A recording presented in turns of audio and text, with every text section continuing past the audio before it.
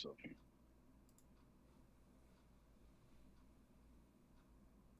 All right, all right. Welcome everybody. Another week, another podcast. The gaming world hasn't let us down either. We got news, news, news. That's right. We've also got a special guest that's gonna pop in here and surprise old Noof Nukem. But it's not quite time for me to invite him yet. Uh, I want that to line up perfectly in the introductions. So, I see already Thember, hey yo, and then Brando Calrissian. That's right. He did not, he remembered to change his username this time, or come in as the right profile. I swear he's got like three different profiles, doesn't he? It's funny. But anyway, I mean, there's a lot of good games. I mean, to play right now. Some games that I think are really good and that I love. If you've seen the thumbnail, that's right. I love Redfall. Changed my mind. But there is tons to play right now. So Fabio Amarim, please tell everybody how you're doing right now and what have you been playing.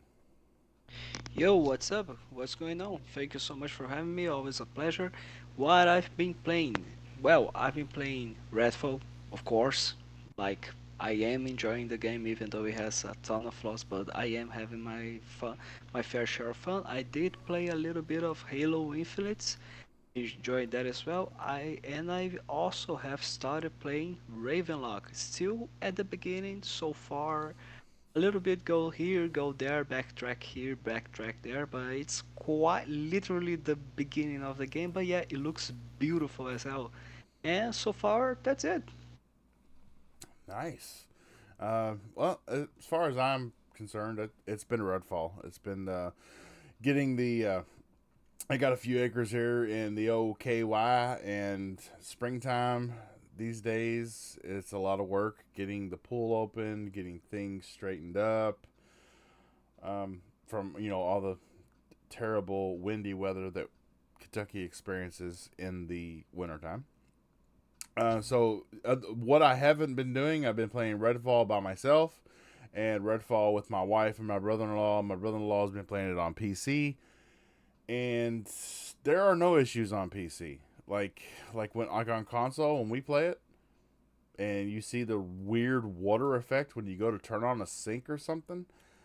That's not in the PC. It renders exactly how it should be, which we'll get into that. It like I said, this game was made with no support for AMD GPU APIs.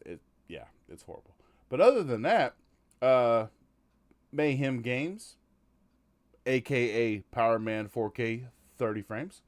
Sir, what have you been doing and how have you been?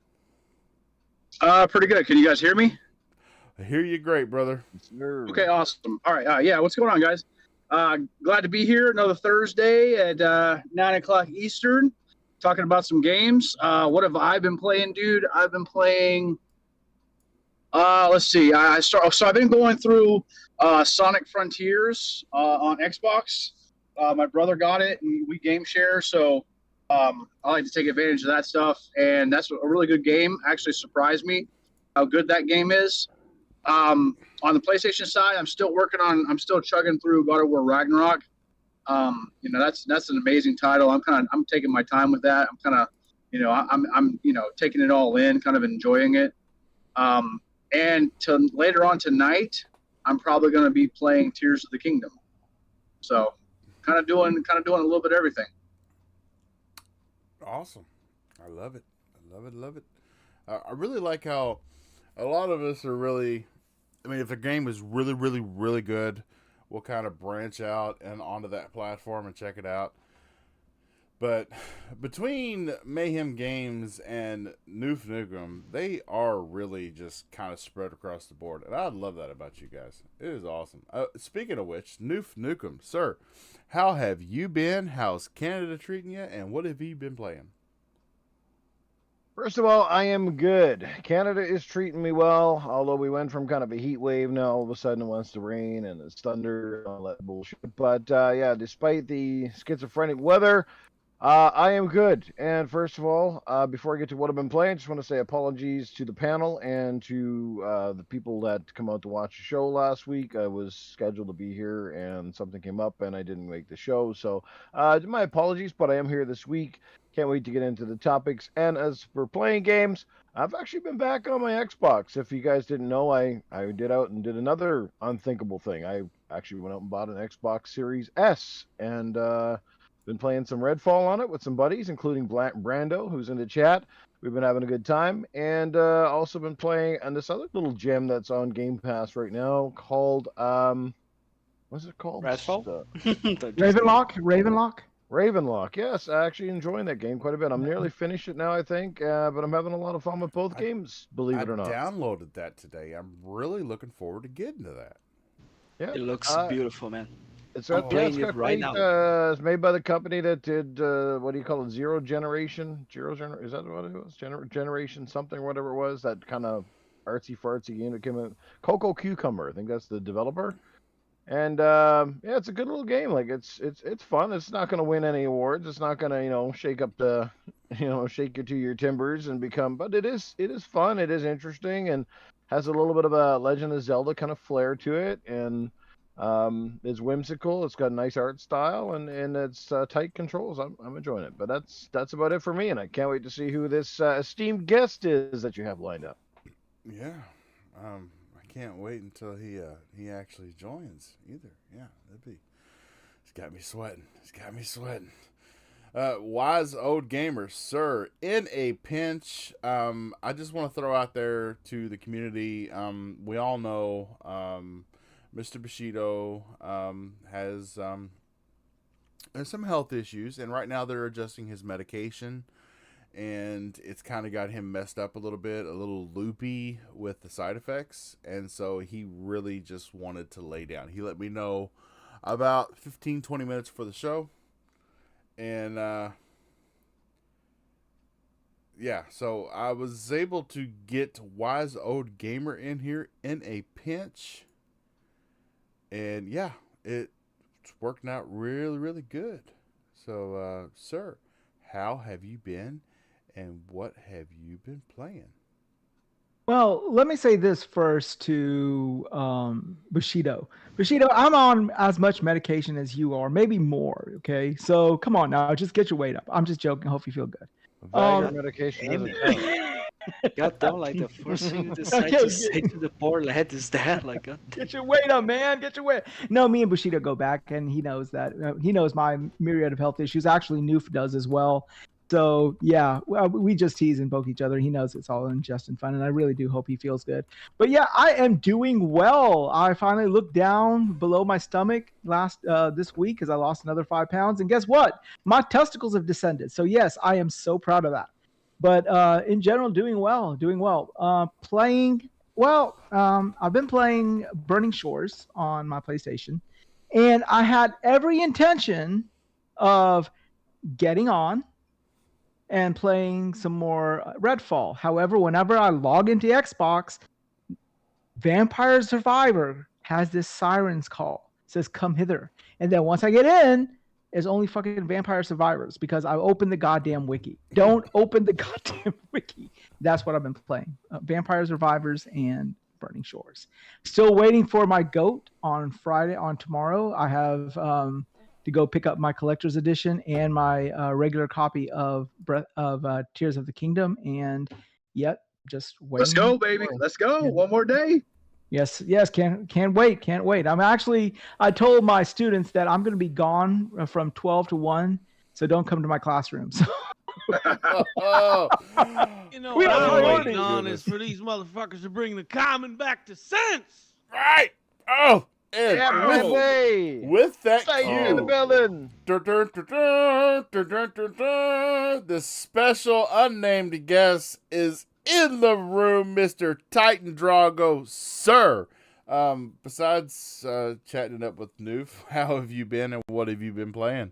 Yeah. Shit, I've been avoiding Redfall until that 60 patch. So You've been avoiding me, goddammit, too. I messaged you. Damn! Damn! I got, I can feel the tension. I got a lot of people on my shadow list, huh? Yeah. No, you just got me on the fucking block list for some goddamn reason. Yeah, fucking. I got this game, Alien Survival Dawn or something like that. And I've been, oh my gosh, when I get on that game, time. I get put in a time loop, you know. It's like you're there 1 minute, and next thing you know, it's 6 hours later. It's one of those games, man. It's a community kind of management game. I love those games, base building aspects on it stuff, and permadeath. Love it. So that's what I've been doing.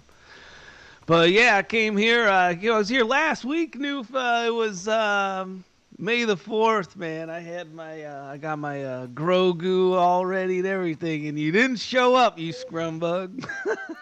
That was it, man. You know, I'm like, yeah, I was like Jabba the Hutt. You know, I just got choked out and didn't last very long. Oh goodness. Yeah, but I come with good news, man. I'm here for a surprise. I'm here to let you know we're good to go, Noof. Oh, wow, good to go. Good to go for what? That's right. We got a Wookiee in the building. Let's go. Wookiee for the cookie. Mm-hmm. Yeah. All right. What was that? I'm sorry, what was that? I don't know. Just a bunch of We're Wookiee trying to sounds in the be. background. I think a couple of them were getting it on. Yeah, I don't know. It's just strange. On with the podcast, you must. Yes. Read the Yes. script, you will. I know. I am trying Yes. to. Yes. Yes, Timber, it is Stranded Alien Dawn. Yep, that's the name of the game, man. Good freaking game. Nice. So yeah. As before we get into the topics, this is Game Set Live. Episode 48. Coming up slowly. So if you could just tell a buddy or two, like and subscribe. Do one show a week. Won't clog that alert list for you. Getting into our first topic. So, the first topic, Seagate SSD, the proprietary Seagate cards for the series consoles, gets a permanent price drop. But in my opinion, it's still not enough. You can get a 2TB Gen 4 SK Hynix, which is really good shit, for just $157 on Amazon for your PS5. And they still want you to pay almost $300 for their 2TB. I mean, it's better. It's a lot better. You can get 2TB for what was almost the price of a Series X. You can get it a lot cheaper now. It's under $300 for 2TB, but it's still almost twice the price of what you can get to put in your PS5. Oh God, it's killing me. Mayhem Games, I'm gonna hand this one off to you. You think Seagate's still flexing their proprietary muscles instead of just falling in line with the rest of the industry? Maybe. I mean, they might. I mean, I think the whole price was kind of taking advantage of the fact that they were the only ones making it, right? So they could kind of set the price what they want. You know, I mean, the price drop helps out the situation, but I agree with you. I don't think you're going to see mass adoption of those SSDs until they start to be competitive with the competition's, in my opinion, easier interface when it comes to adding storage. You know what I mean? Like, they were smart in thinking about just having a heat sink, a SSD with a heat sink, and then you're kind of good to go. And those can be found for a lot cheaper in 2023 than the proprietary stuff. I mean, I think that if we start to get under in the 199 range, you'll start to see a lot more people jumping on board, because extra storage is great. Not having to download games back and forth is awesome, but me personally, I've just started to have a little bit more discipline and trying to play a game and not I was my younger self. I used to have I try to load up 30 or 40 games onto one hard drive and not even touch half of them. So yeah, we'll see how it goes, but the price drop's good. But I think that it needs to be somewhere under or around $200 to get people to start really jumping on buying them. So yeah, I agree. I use a Seagate 8 terabyte game hub, and I transfer games between that and my SSDs faster than I could possibly download them. So, and that. I mean, that is almost the same price as their lowest offering for a proprietary SSD. So if you don't want to go that route, this Game Hub, it's got a Barracuda drive in it. If you don't know what that means, it's 10,000 RPMs. I literally, when I'm transferring games off of it onto my SSD, it's moving at about 800 megabytes a second, which is almost a gig. It's not really that bad. I can transfer Halo Infinite in the time that it takes my friends to play one match. I can have it transferred over and be ready to go with them on the next one. So, just throwing that out there. Fabio, how much are these things still in Brazil? Mate, goddamn it, like they are equivalent to the price of the Series S yet because of taxes and considering the way that Brazil works when it comes to any sort of video game accessories or games or consoles, yeah, they are going to take a long time yet to be cheaper. Yes.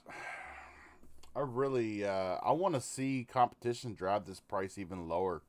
I want to see Western Digital. I want to see SK Hynix, which is world renowned for their SSD technology. I want to see them get involved. I want to see the pressure really put on the one that landed the proprietary contract in the first place and drive that price. I really want to see it. That's Hey, fiddly diddly. I wanted an Xbox solid state drive, but I wanted it so expensive that I had to pimp out my wife and sell a kidney. What the hell, Xbox? Give me the program. Your mom, I can't your help it. mom must be pissed. Your mom must be pissed that you sold her.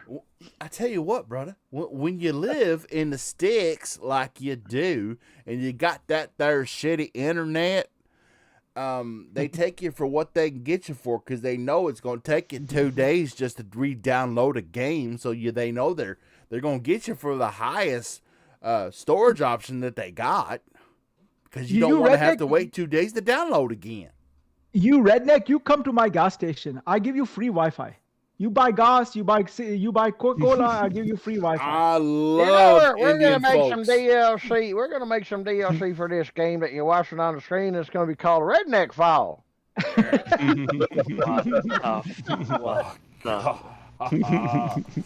Oh, and there goes the show to shit. oh Basically. no! There you go. I will wrangle it, Mr. Titan Drago. What do you think about? Yes, the decrease is better, but I still don't think it falls in line with the rest of the industry when you're literally only putting a PCB on the SSD chip and a plastic shell to make it mate with the Xbox.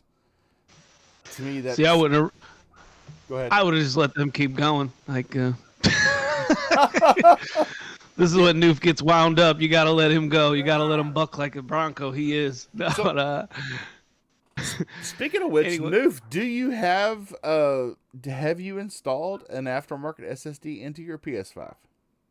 Not yet. I need to buy one first, but I plan on it eventually here because I am getting very, very taxed for space. So I need to pick one up. Well, you'll know when it happens because Noof will be on Twitter complaining about how his PS5 died because, them Canadian folk, they are not technologically inclined. Did you guys see that guy Stallion on Twitter? And he screenshot where he just basically took 3 games and completely filled up his internal storage. I think it was Cold War and NBA 2K, and I think it was one other game or something. And he completely filled up the storage off of 3 games, man. And it's some of these games, man, you look at the download size, I think Call of Duty Black Ops Cold War was 240 gigs altogether if you downloaded every single thing that came with. And it's how ridiculous to have more than 30% of your hard drive be one game, Yeah, we had Yeah. many conversations about that in the past. How I'm like pretty much convinced that Call of Duty just Yes. has worthless files just to take up space on your hard drive. It's almost like when And if yeah, it's almost like the streaming companies, how they just want you on their streaming service as much as possible. Well, these games want the same thing. They want you on their game as much as possible. What's a way to do that? Well, a new way to do that is to take up your whole hard drive so you don't have any room for any other games.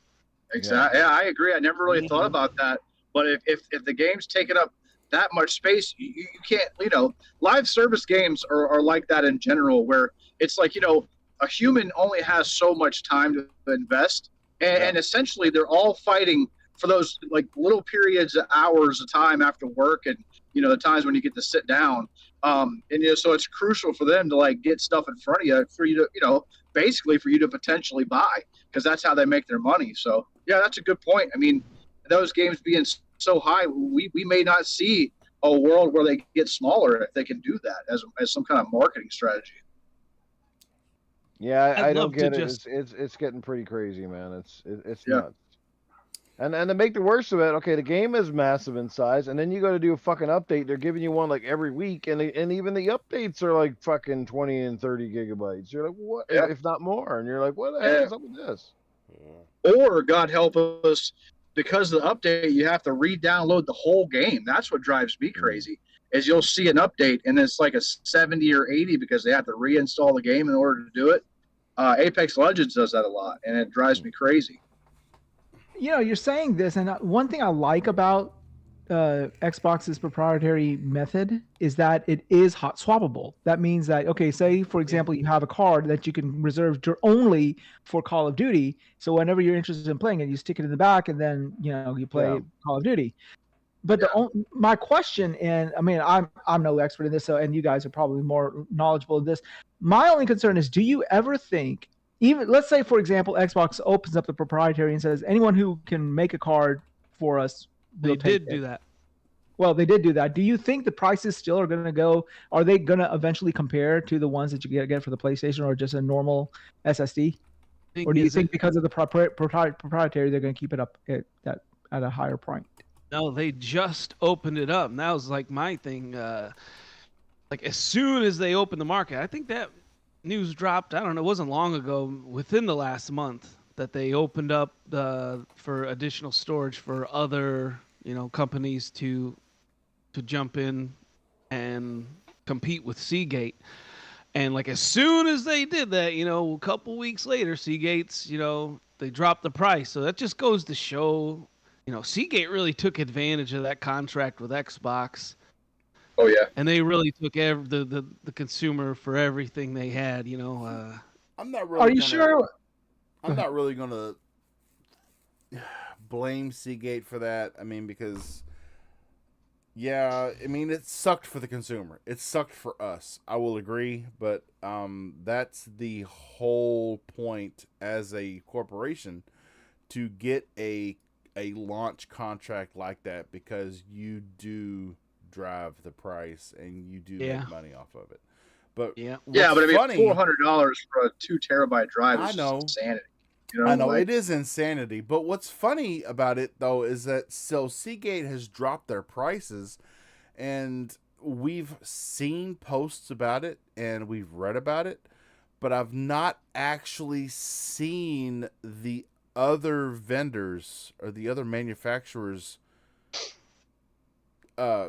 SSDs in the wild or even for sale yet. So I think they're really getting ahead of the game here, but I don't know if it's going to be enough, because like I said, it's just an interface and a plastic shell around an SSD chip.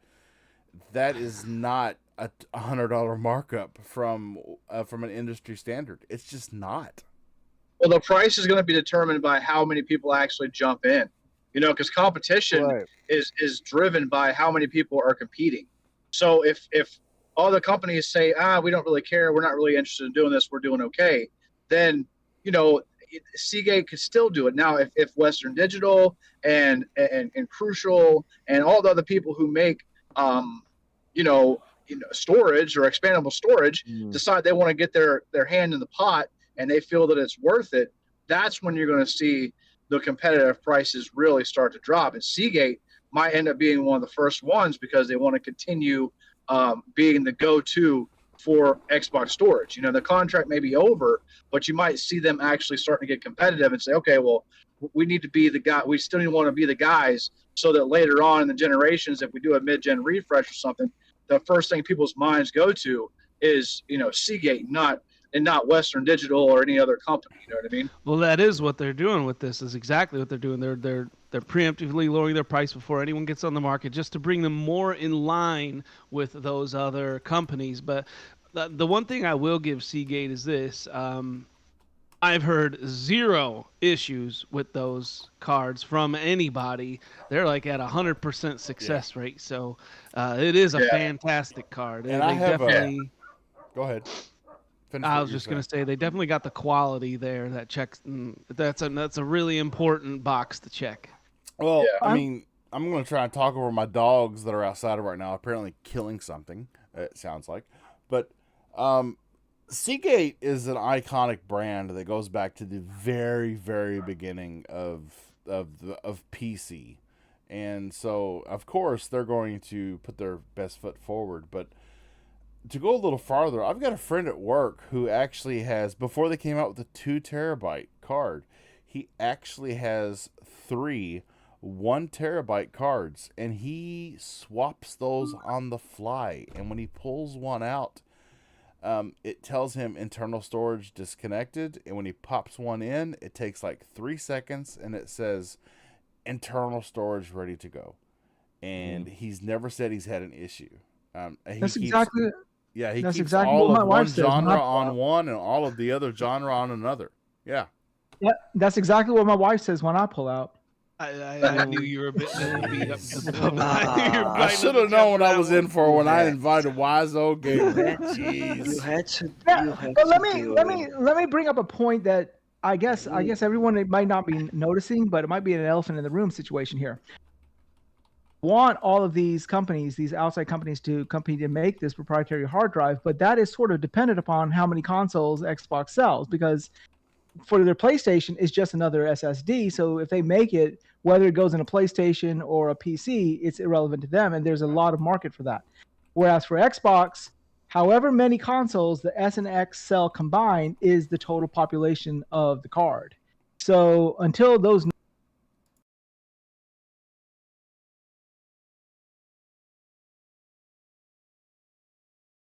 so and that goes along with market share. You know what I mean? Like the bigger a footprint you see on Series X consoles, the more you'll start to see people stepping in and wanting to get a hold of that. These companies, they're all opportunistic. You know what I mean? They all want to jump on a running trend or something that could potentially make them some money.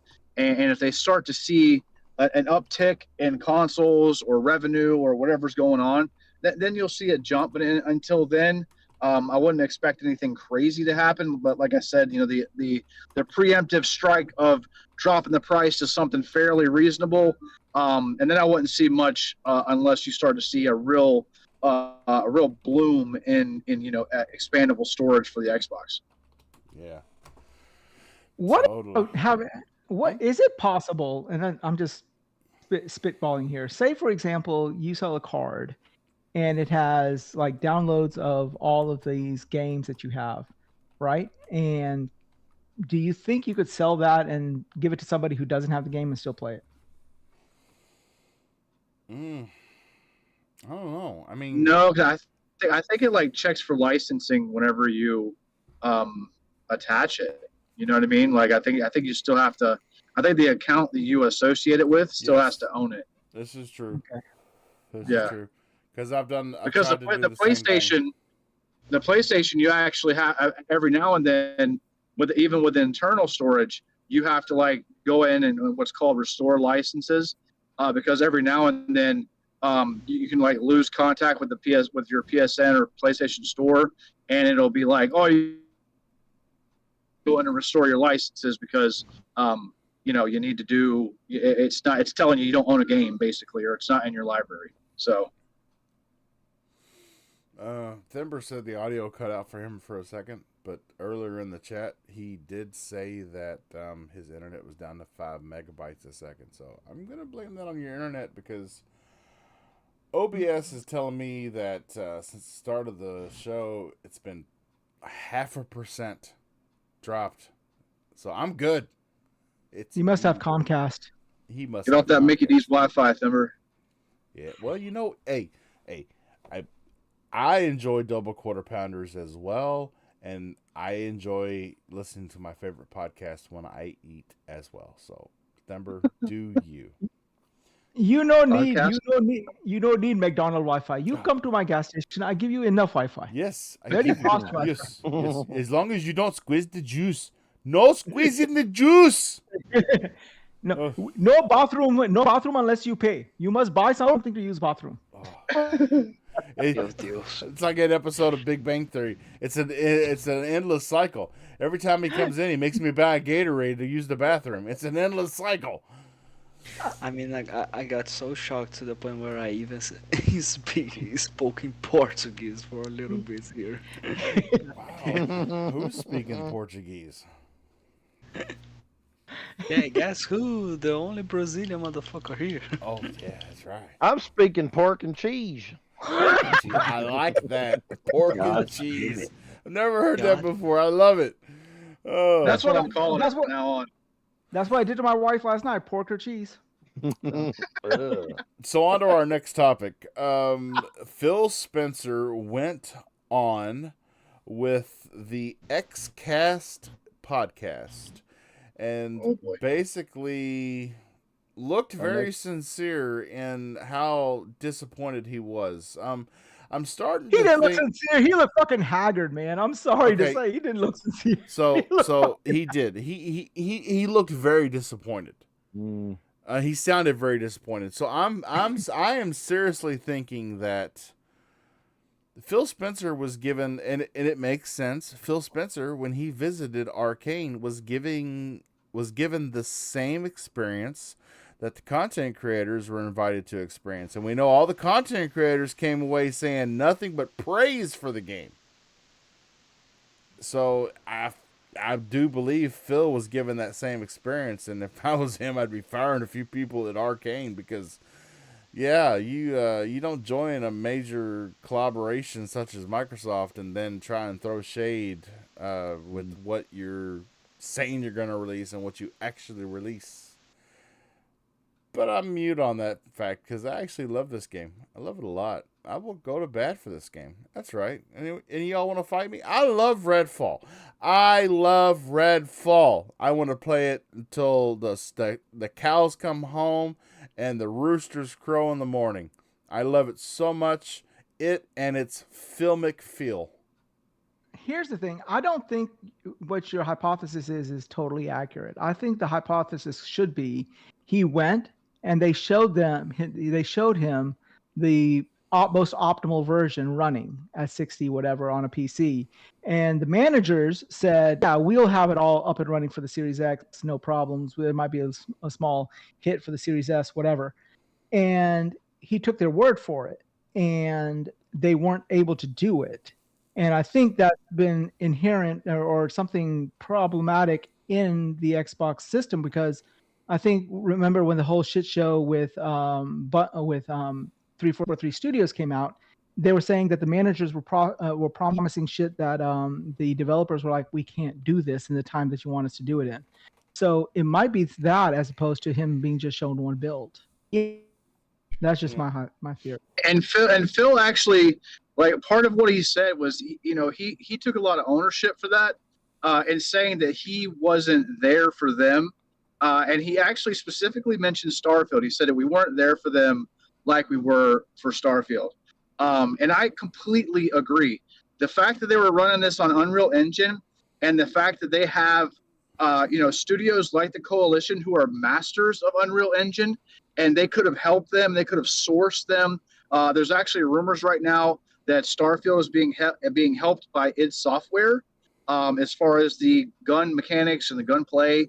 And they did say that they did try to help with Redfall, but you got to think, like, by the time that the communication was properly brought out, it seems like it was it was too late. The train had left the station, and Phil admitted that there was a lack of communication. This goes back to, asking the age-old question, is if Bethesda is going to be its own autonomous machine, is where does Xbox lie in this? You know what I mean? If they're going to be off doing their own thing and they're going to drop a dud, is that whose fault? Who gets the blame? Do we say Arcane? Do we say Phil?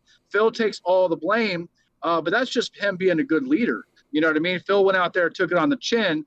It didn't have to show up. I mean, if Nintendo drops a shit game, Miyamoto isn't going to be on the next Nintendo podcast talking with the fans saying, hey, we messed up. You know what I mean?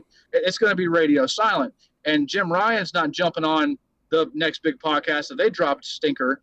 You know what I mean? So I respect Phil for coming out there and doing what he did, but that doesn't change the fact of, the perception that's coming from the next generation from Xbox is not looking good. And Phil knows it, and it seems like a lot of the execs are finally waking up and seeing, like, okay, guys, listen, like, we're really not looking too good out here on these streets.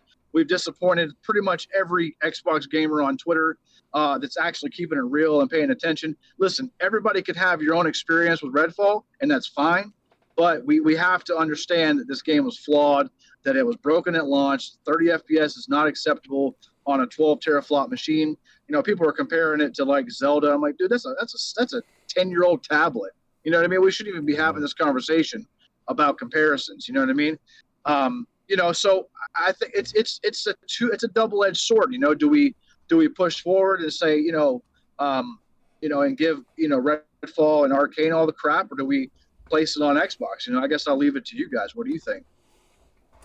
I mean, you do bring up a really good point, because what was that last game that came out for PS5 that was just, it was not what we saw? Forspoken. Yes, Forspoken. Thank you. We didn't see. I mean, Forspoken, when it launched, it was in worse state than Redfall is right now, and you didn't see anybody from Sony stepping out there and saying, this is why, and we're sorry we released a game like this, and yeah. Let alone the head honcho of the whole division coming out and saying, yeah, I mean, I'm sorry.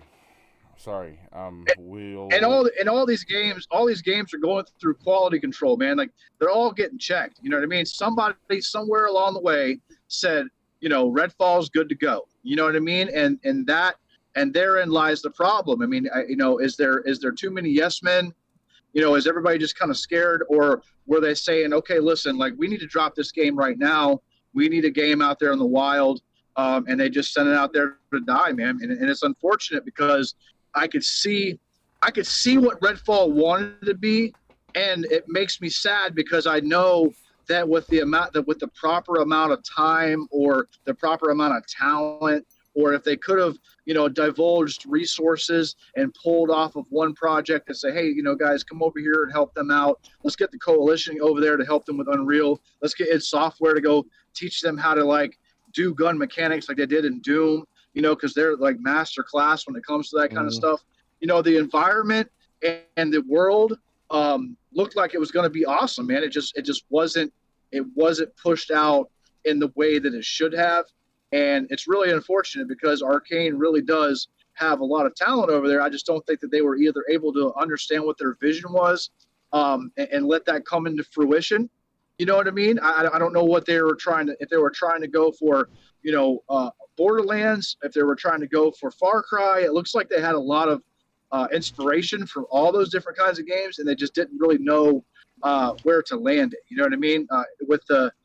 It seems like the quest, a lot of fetch quests. There isn't a whole lot of like diversity in the quest and stuff like that. And like I said, my biggest thing, I could have looked over a good chunk of that if it was running at 60 frames on the Series X. You know what I mean?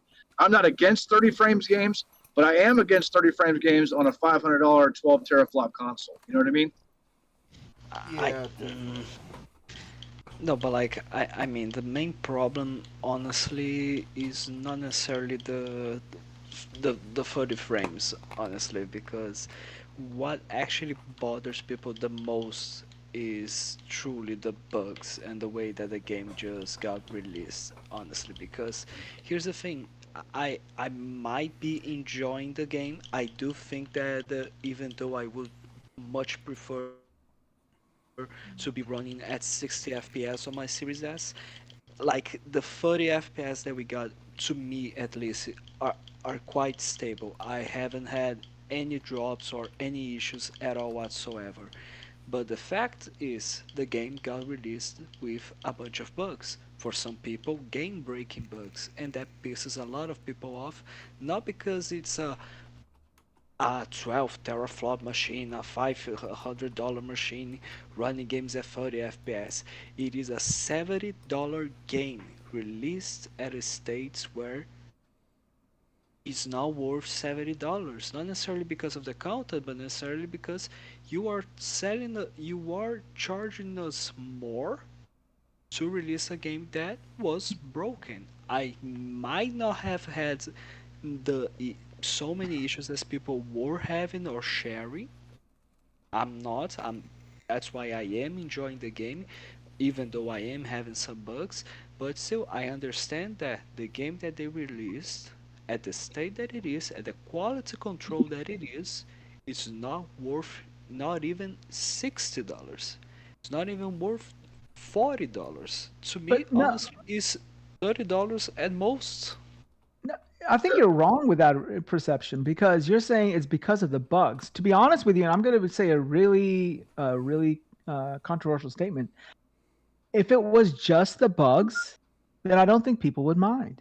If it was No, just, And if look at it was Fallout just, 7. Bethesda. I no, mean, no, Fallout. No, no, no. no. Fallout Let me, 76 no, said but Fallout 76. we are used to as gamers where shit comes out buggy. In fact, these days and times, very rarely does anything come out not buggy. No, Okay, let's no, be we honest. aren't. Not to the point that, not just like Redfall, it seems to be Yeah, my shit to came be up with released. cockroaches the other day. Jesus. Well, shit. I Yeah, I mean, mean, when you see somebody when you see somebody Billie Jean really? themselves down the stairs, that's a different story. But what I'm saying is that you've got Arcane has a huge following base. That I don't know if you guys realized this, but pre Xbox buying them out, their games were always like a critical success. And did they sell initially very well? No, but once they released the game, it sort of shot up in the ranks. Dishonored, Prey, all of these games are phenomenal games. So you've got Arcane fans looking forward to an Arcane game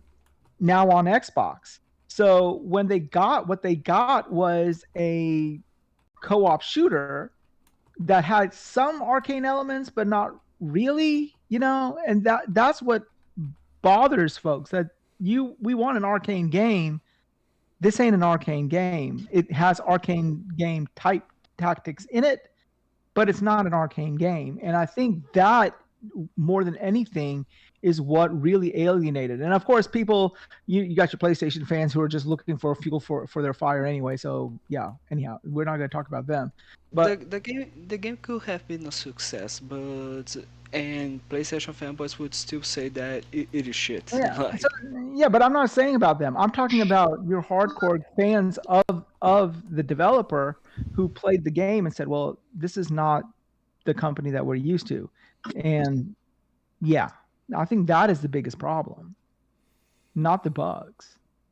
Well, I don't know because people are comparing to Fallout 76. People are making well, you can't stop that the kind of comparisons, right? People are going to compare apples to oranges. That happens all the time. Yeah. So even if they're like, I don't care to listen to people's comparisons because most of them are blatantly, terrible anyways. But I could come up with like a ton of analogies for what's been going on. The thing is, like Colt Eastwood played this game early.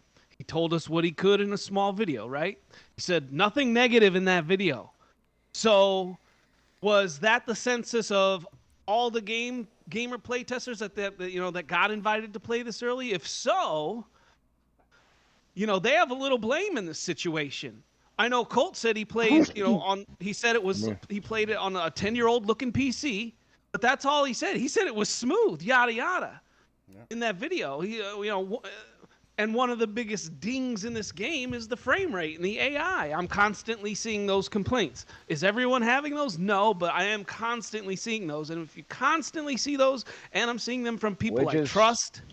Which is weird. I've been playing the game, and I gotta honestly admit, it's been practically smooth as fucking butter. It's actually so smooth that whatever the hell frame it is. I'm playing it on the Series X, and I have hardly had a single hitch with frame rate anywhere. Yeah, it's my biggest issue so far. But you're playing at 30 frames, right? Same thing with the Series S. Right. But at the end of the day, if a Series console isn't locked 30, then where the fuck are we in lock? Oh no. Okay, that's what I'm saying. Noof, you mostly play FPS games. Can you tell me honestly that you don't see any difference between the 30 FPS of this game versus the 60 FPS of, say, a Doom Eternal or something like that?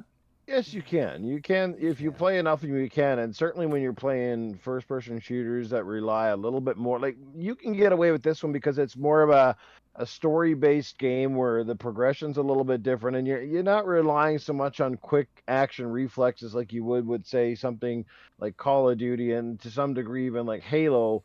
Like this one, the mechanics are a little bit different. I find people complain about that too, and I have them on default, and I really have no issues with them.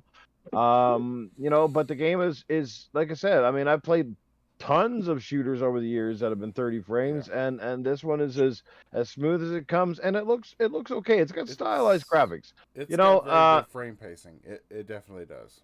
There's some weird stuff like the big hands on some of the characters, or just the way they're looking or whatever is kind of weird. And I've had a couple times where the game's literally like crashed on me and sent me back to the dashboard and kind of just got whatever from the lobby. But outside of that, I really haven't anything major game breaking where you go, my God, this game is just so sloppy and lousy. It's just, to me, there's other issues, but it's not so much the technical side of things here, I don't think. And I'm hoping, yes, they will have a 60, and everything does indicate that they will, because, like I said, it doesn't seem, I mean, I don't know the ins and outs, but it doesn't seem like an overly taxing game, unless it's the whole playing with extra people part. But it's not like there's a ton of shit happening on the screen at any particular time. So I don't know. Well, and that also makes me think. People are talking about the bad AI in the game. I think that kind of plays into the why it seems so good at 30.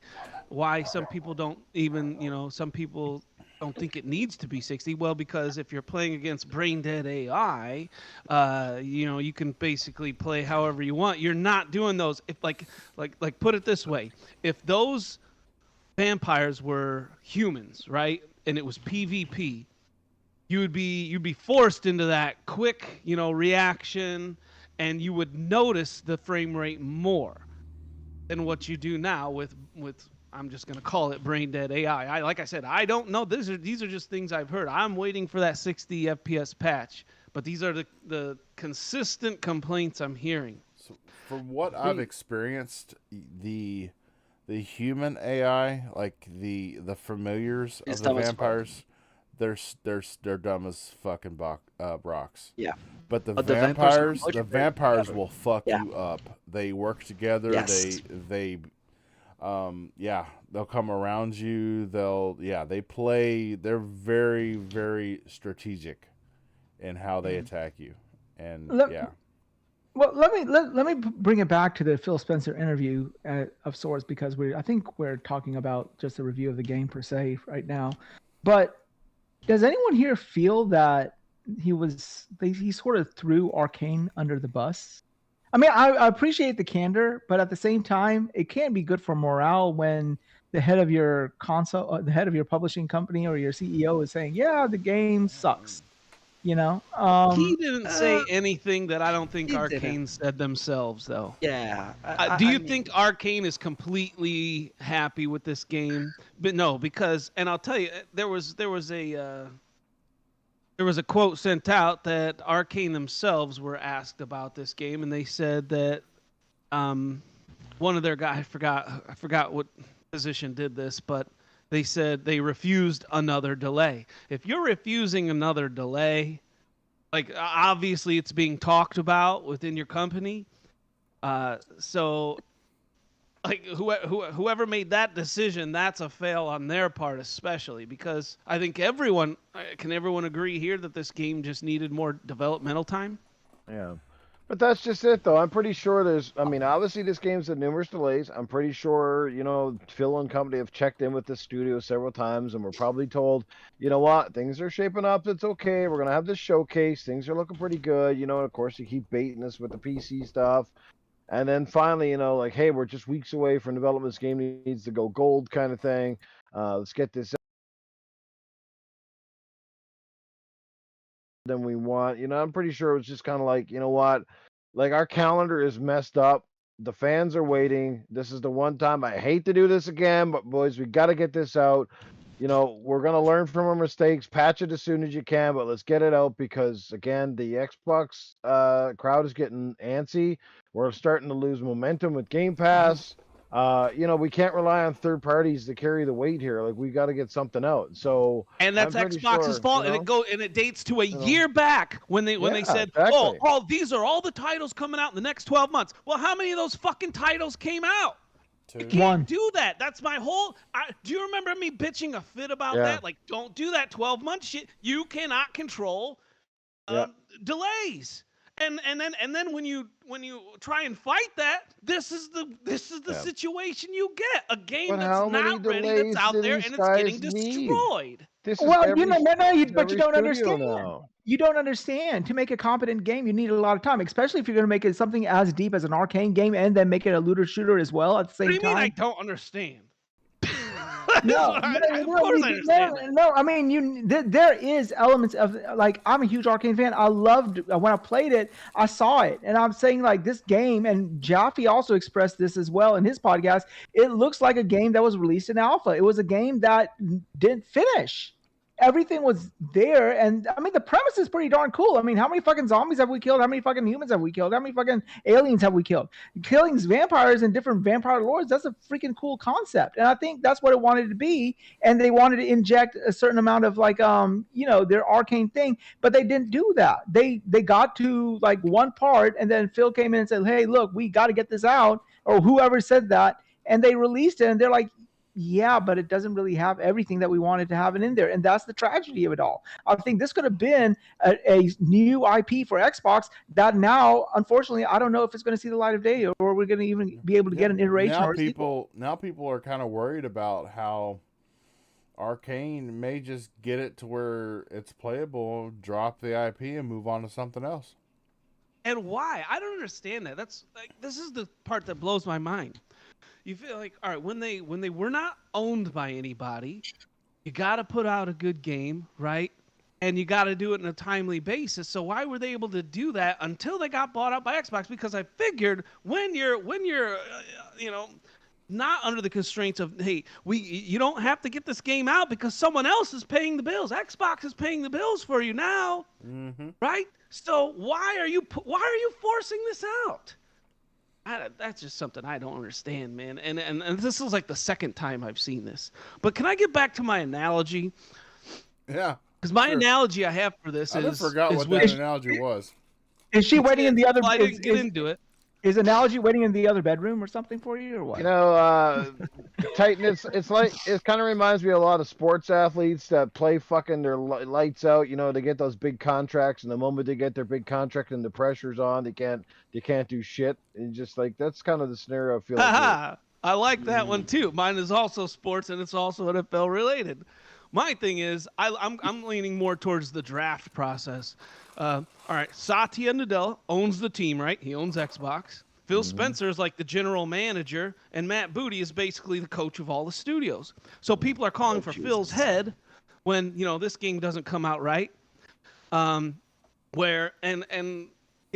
Let's just go back. Xbox wouldn't even be here possibly right now if it wasn't for him. But because what did happen was Satya saying, why are we in this gaming space? Someone give me a plan going forward. And Phil gave him that, this Game Pass with billions of potential users plan. So Phil saved Xbox from falling from existence back then. Then he drafted the talented studios that, soon to be Call of Duty, right? And I put this whole dreadful issue on the early game testers and Matt Booty. People are calling for Phil Spencer's head. Well, first of all, no one's got to get fired, right? Like, mistakes get made. You got to learn from those mistakes. And the great thing about Phil is I think he's always prepared to learn from mistakes. The thing is, at this point in time, we should have already learned this mistake by now. This is kind of common sense. That's a separate issue. But I think Xbox's big issue is a lack of a hard chain of command with clear boundaries, because you're buying all these other companies and you're saying, well, they're still in control of themselves, but we're working with we own them, yada yada. The issue with some of these companies supervising themselves is Matt Booty has no power to veto them releasing this game. Who had the power to release this game? Someone in Arcane Studios, not Matt Booty. I thought Matt Booty's job was to overlook these studios. Well, what the fuck is he doing if he's overlooking these studios and can't say, hey, you need to take more time on this? So there's the two blames I put. Matt Booty possibly not having enough power, and as well as those early game testers like Colt Eastwood that didn't speak up to the issues that they saw. If I'm Colt Eastwood and I'm playing on a 10-year-old PC, I'm saying, hey, thanks for this, invite to play this fantastic game early, but why the fuck am I playing on a 10-year-old PC? Yeah, what the fuck's up with this dinosaur? Well, I just want to point out one thing with going back to his analogy that involves NFL. So you're telling me that basically Xbox has drafted both Tim Tebow and Ryan Leaf with the first and the second overall picks. Yes. No, I'm not going that far. I'm starting to think Matt Booty's role. Huh? I'm starting to think that Matt Booty just sits in his office at this point and he picks up the phone, he calls the studios, he says, how's the game coming? Oh, we're doing pretty good, man. We did a little progress. Yeah, man, that's great. I'm going to jot that note down. And then Matt Booty's like, yeah, my day's done. Right? Well, see, I hate to bring this up, though. I hate to bring this up, and I know all you guys are going to hate me more than you already do, but fuck it. Game Pass, when you make a subscription service, you have to release something at a steady cadence, okay? And I'm not talking about these small AA/indie games and stuff. You need to release a AAA on a regular cadence to keep the people coming in. The AA is there to keep them there, but the AAA is what brings them in. And you can't go a year like you did with Xbox without a AAA. And this was supposed to be their first AAA, and I think they needed it. They needed it for Game Pass because they couldn't go all the way till I think September without a game. So that's what I think sort of forced their hand. So as much as you want to say you want to put the blame on Matt Booty or on the play testers or whatever, I think it's just the nature of the business model as well. And it is a fault of the business model. Are there benefits of that business model? Yes, of course. Paying $15 and getting all of the games day one is a benefit for us consumers. But the negative side of that is that you need to fill that thing with regular cadence. And Mayhem Games, you got anything to say about this topic? I know you're getting pretty pinched on time, sir. I mean, I really feel like everybody else kind of nailed it. I mean, it's tough because Phil. It's like I said, man. Like, he took one on the chin. I think he felt like he was responsible for the issue. I think that, and this may be a weird way of looking at it, but I'm actually kind of glad that this stuff happened because I think that it really made a lot of people that needed to be self-aware become self-aware and say, hey, listen, man, we gotta start like, this can't be like the pattern. You know what I mean? And it also made me a little bit more confident for Starfield because it does feel like Xbox is confident about Starfield. I don't think they would have a showcase solely for Starfield if that game was coming in hot. I think that, judging by how he reacted to the question about whether or not it would be 30 or 60, he was trying really hard not to have any emotion about it, which tells me, Phil being Phil, I think he was holding back trying to be excited about saying something like that. I could be totally wrong, but I don't think that they would be confident in Starfield if this thing was coming out at 30 frames on Series X. I think that the game's going to launch at 60, and I think that it might be I think it might turn out a lot better than I had originally thought, just from what I'm hearing about it. Doesn't matter how good Starfield turns out now, because apparently the reviewers are giving Game of the Year to Tears of the Kingdom. So, Oh, well, that Tears of the Kingdom was going to win Game of the Year 4 months ago. That game that's the thing is just like you know, and that's the thing about Nintendo. When Nintendo starts like kicking it into high gear and putting a game out, the whole industry takes notice. And like I said, like I knew this game was going to get 10 out of 10s before I didn't even have to look at the Metacritic. I knew this game was going to be like that, and that's, I mean, whether you like Nintendo or you don't, that that's they tend to crank on their first party tends to crank out these crazy once in a lifetime type games, and I don't think that Sony or Xbox are going to have anything that's going to compete with it, in my opinion. I mean, as far as like what's think about the Game Awards, man. Like that thing is going to dominate. I think 2023 is a great year for gaming, but I mean, there's no way. So, I mean, Nintendo's biggest weapon will always be nostalgia. That's the main. Not that's nostalgia. No, it's good games, bro. No, It's not good nostalgia. I know, no, but let's be honest. What about the Mario 64 remasters, which are not remasters, just ports, and they paid and they charge a ton of money? Tell Because me. inherently they're inherently good games that people don't mind revisiting. No. Here's the thing. They don't mind paying extra.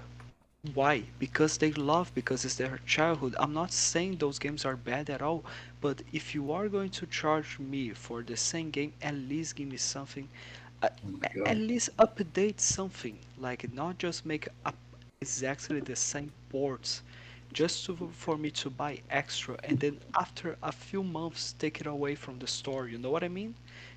I know, I love Nintendo. I love Nintendo games. For God's sake, Nintendo is the one of the main responsibles of why I love Rare. For goddamn, for goddamn sake, like it's my favorite studio ever. Banjo-Kazooie, Conker's Bad Fur Day, Perfect Dark.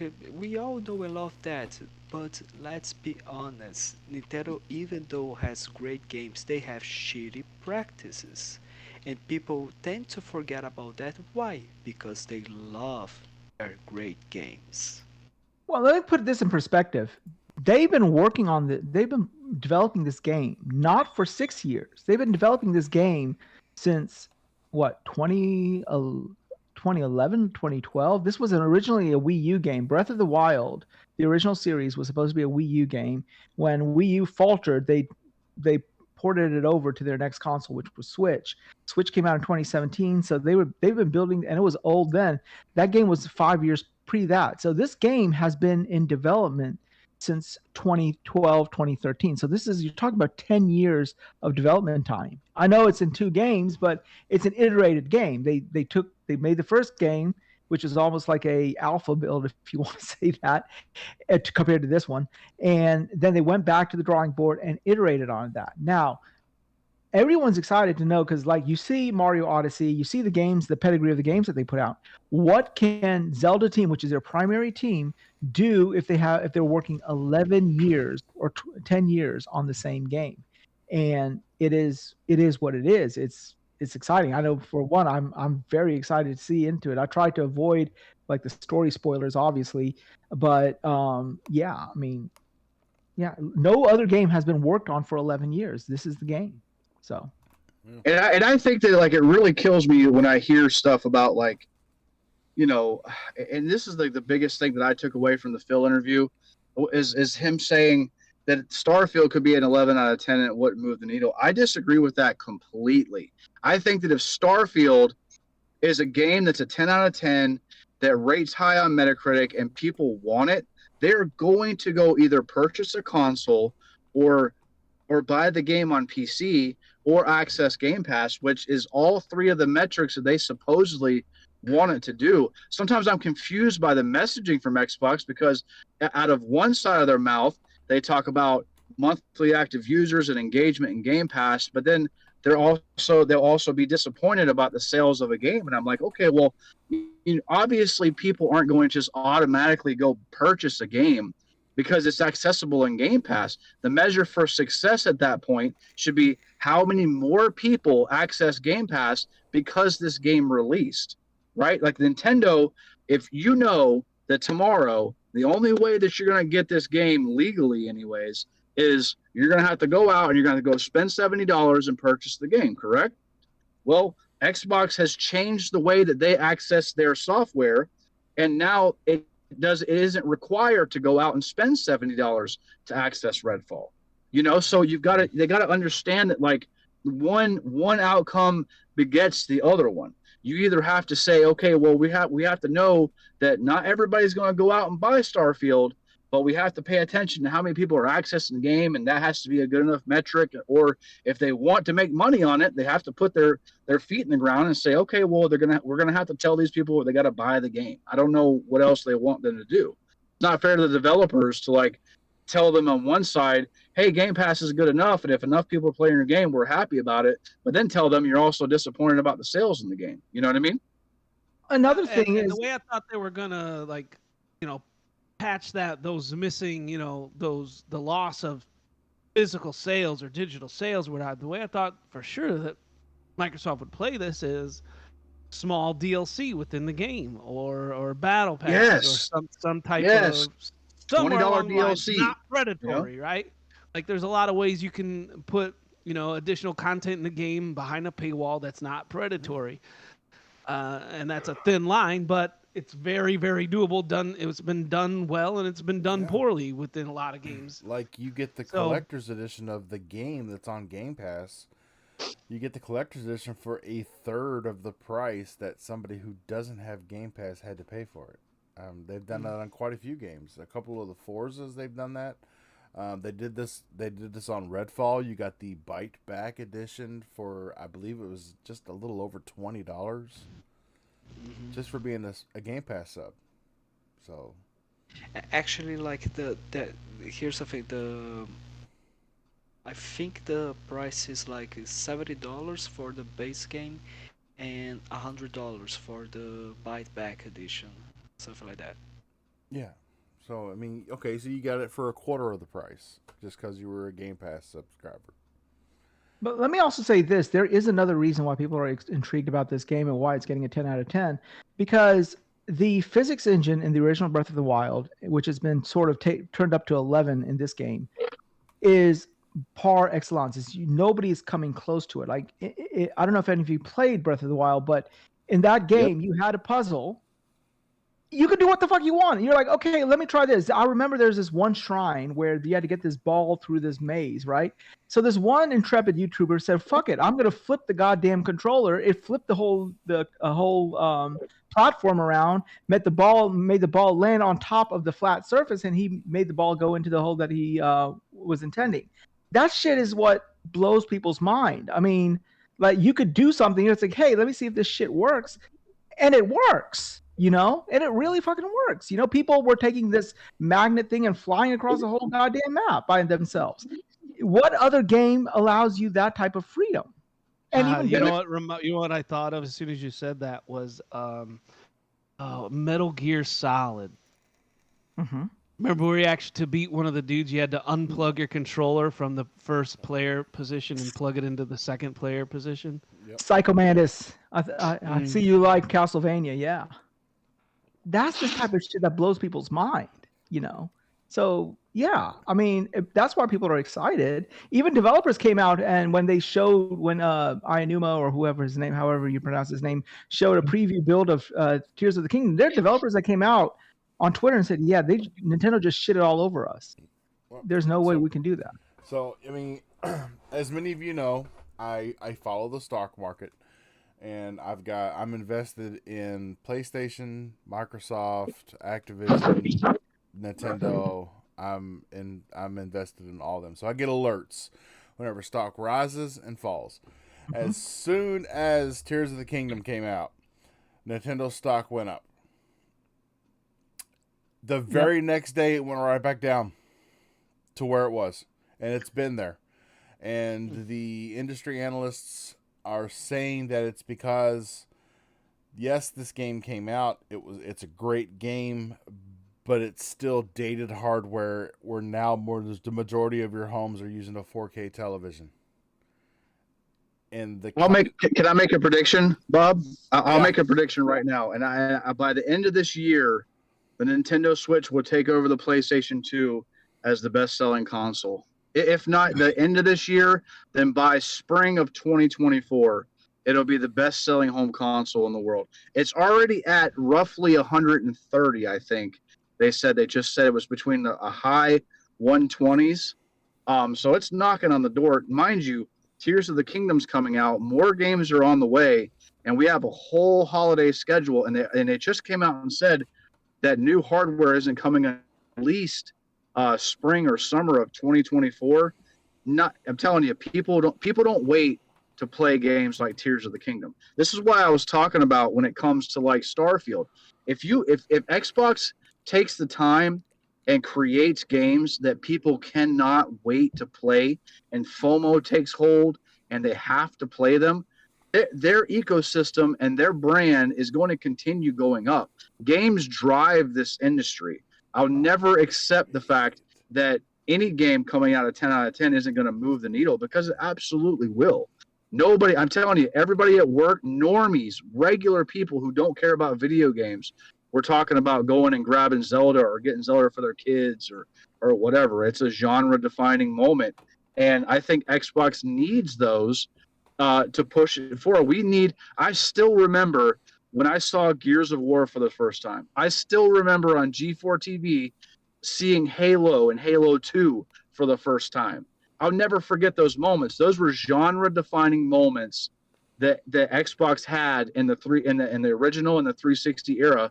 And I think that if they went and they got those moments again, Starfield may be the beginning of them, that they could be right back in there in the competition and the runnings with everybody else. Maybe not to sell a PlayStation 5. Who needs to sell a PlayStation 5? Who cares? Own an Xbox. They could have both. In 2023, multi-console families are the norm. This is in the 80s when everybody could only afford one Nintendo and one TV, and everybody took turns playing in the living room. Everybody could have multi-consoles. I don't know many people who don't have at least one or two. You know what I mean? So nobody's saying sell a PlayStation, but invest in the Series S, bro. Another thing that Nintendo can do that would also nail the coffin, not nail it in the coffin, basically would be not nail it in the coffin, but make it do what, as you say, go throughout with the success beyond the PlayStation 2, would be a price drop. They've not done a price drop. Even if they do a $50 price drop for Christmas, or if they bundle, hey, get the Nintendo Switch OLED and Tears of the Kingdom for $350 and whatever, they make the bundle. They just sold. VGC just dropped their Famitsu stuff. They just dropped 220,000 units in Japan just last month. That's insane. And you got to think imagine for holiday they actually decide to cut their console. I don't think that they feel like they need to. You know what I mean? Like they're just like, okay, well, $299. You're continuing to make a profit on this, 7 to 10-year-old. How much does that chip probably even cost them now? That fucking it's gotta be like pennies at this point. I've been informed by good sources that in Japan they sell more used toilets than Xboxes. There's probably a lot of things they sell more than an Xbox. I think they had like 9 Xbox Series consoles were sold or something like that. Like 9, I think it was. Something crazy. I heard last month that Xbox had a stellar success in Japan. Their Xbox One outsold the Series X in Japan. What? Yeah, see, that's the stuff about these charts don't make any sense. Well, boys, I'm way over my time. I really enjoyed talking to you guys. I really hate that I got to leave, but I got to go. Yeah. Hopefully I can talk to you guys next Thursday, man. But hit me up on Mayhem Games on Twitter. Follow me if you're not already, man. Love you guys. I'll talk to you later. Peace out, brother. See you later, brother. So, on to our next topic. 6 months. It's not even 6 months, because 6 months after release would be the 18th of May. And we are not quite to the 18th yet. It is still 7 days away. But Plague's Tale. Long time. Plague's Tale Requiem got a 60 FPS mode on PS5 and Series X almost 6 months after release. Could this be the way that Redfall is going to go? Mm. Yeah. Or Starfield? Is that the reason for the last Starfield 6-month delay? No. Sure hope so. No. I just met you, Titan Drago, but shut your mouth. No. 2 weeks after a launch, maybe 6 weeks or like 2-3 months later, it's almost too late. Most people have moved on. But the Plague Tale is a third person over the shoulder, and it's really slow. I would almost say that it has the pacing of Senua's Sacrifice. So when I was playing it, I don't know what a 60 FPS in that game would even mean. I mean, like when I played that faster game, rats. faster fucking rats. I mean, yeah, What? like what? Yeah, like what the fuck is that going to even mean? Yeah. So Like, as I'm watching this, hold on, let me kind of answer that real quick. As I'm watching this gameplay, you notice how when he turns, it's just very robotic like. That's the 30 frames basically in action. Like it's very robot. Your movements turn into robotics. You turn left and then you go straight. You turn right and then you go straight. Because if you don't do that, I don't know. It's just awkward. It just feels so awkward. It may have looked a little better if I'd kept motion blur on, but like Dealer Gaming, I hate motion blur. No, I always turn off. This is compressed. This is also plus it's probably compressed to all shit. And on top of that, to be honest with you, the whole motif of Plague's Tale is almost like a survival type game. So it sort of fits the whole vibe of the game, kind of, for what I'm trying to say, you know? Whereas if you're playing a first-person shooter, especially if you're surrounded by a bunch of zombies or vampires or what, you want to be a little bit more fluid with your movement. Whereas in this one, you can sort of... Because they're more cerebral puzzles than there are, you know, action-oriented sequences, per se. So, I don't know. I mean...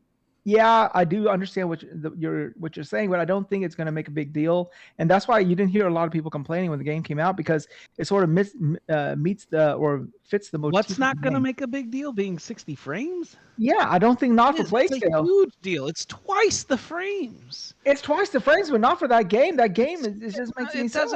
It's still a huge deal. You cannot downplay that. It's such a all right. And I'm gonna use my favorite game of all time, Smite.